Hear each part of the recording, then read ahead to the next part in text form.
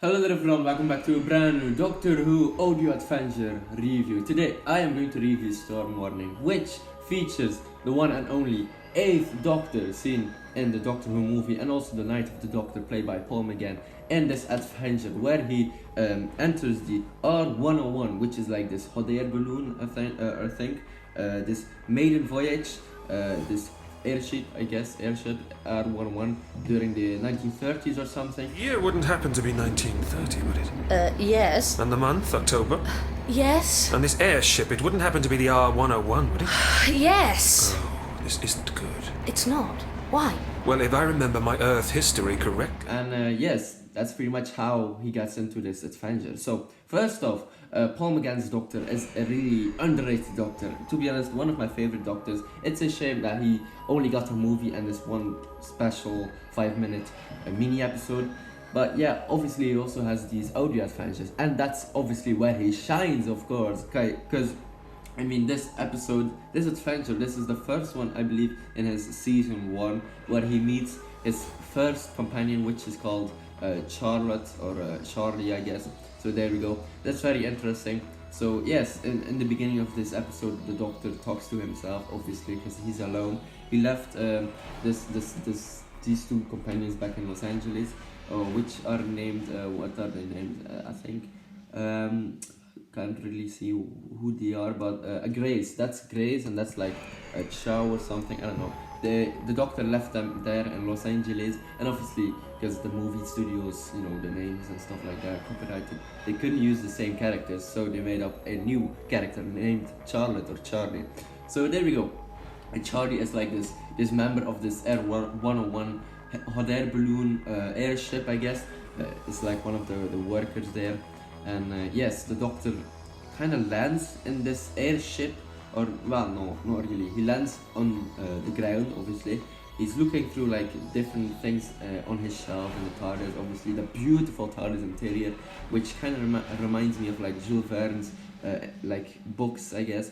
The kind of inspiration, like you have a library, it's kind of metal, it's really cool. It reminds me of like some kind of Jules Verne-ish esque place, I guess. So there we go. The Doctor is looking through some bookshelves that is kind of, you know, it's a bit messy, obviously. He walks out of the TARDIS and sees like this airship. He eventually goes inside and meets Charlie, obviously.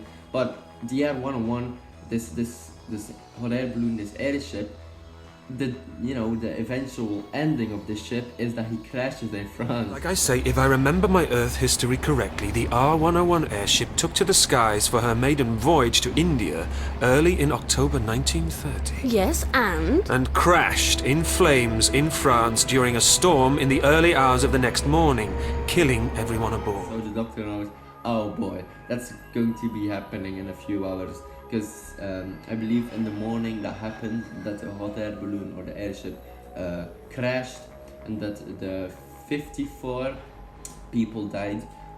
In this story, 53 people died, so I guess that's Doctor Who time travel stuff. 54 people set off in the R101 yesterday, so 54 bodies should be accounted for here. Here in this twisted skeleton spread out over this hillside, but there's no Tamworth, so that leaves 53. But there should be one more. There we go. The Doctor eventually also meets like the crew, I guess. There is this guy, I believe he speaks like with a bit of an African accent or something, like a Russian or something. You men disregard that last order. It's very difficult to tell. I believe he's Russian or something, I don't know. There's also this captain, which is like a veteran who fought in World War One. Obviously, because the story takes place in the 1930s, so that makes sense. I was a member of the delegation at Versailles, did you know that? I knew then that the reparations would postpone a worse disaster, a far worse war. Who else? There's another guy. Yeah, there is a bit of a crew, I guess, where the Doctor talks with. It's a shame that we don't really have like pictures or something. It's mainly audio, you know. It's just the sounds, the sound effects, the voices and stuff like that, and the music too. So yes, just use a bit of your imagination. So there we go, really nice. And eventually they also meet some kind of aliens, I guess, which are like there is one who exists on the ship or something. It's a bit vague. You can't really picture how they would look, right? I believe there were also kind of little dragons in this story that actually, you know, thanks to time travel and stuff like that, you know, were caused there. That's really interesting. Eventually that Russian guy takes over and you know, there we go. But they also meet like aliens on this time ship where there is this alien who was already on the R101, and that's like the other spaceship that they encounter is like from his species. So there we go. That's where the World War I veteran fights the main boss, I guess, the main alien leader, and that's also where the Russian takes over like the control and stuff like that. So there we go. So this is the main essential story. This is part 1, I guess, and the Paul McGann's Audio Adventures. So this is where he meets his first companion, I guess, second companion, third companion, if you count these two from the movie. So Charlie, she's a very interesting character. She's like one of the other companions. She helps the Doctor, obviously. So there we go. And yes, the 8th Doctor was also brilliant in this episode. Paul McGann, absolute epic guy. I really like his voice. He was a very, you know, his calm voice was really nice, and Paul McGann is such an underrated Doctor, like I said. But yeah, ladies and gentlemen, I have to say the Storm Warning was not really, you know, I had low expectations, but to be honest, I really liked it.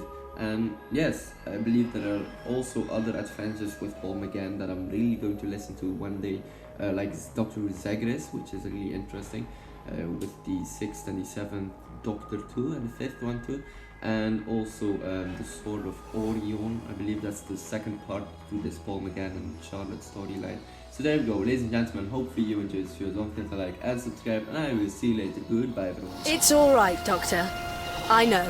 You do? And I'd love to come with you. See the galaxies, mix with the Martians and visit the Venusians. Oh, please. Well, you'd better help me up then, hadn't you? There's just one thing, Doctor. We can't keep on calling this monster, can we? We can't? We can't.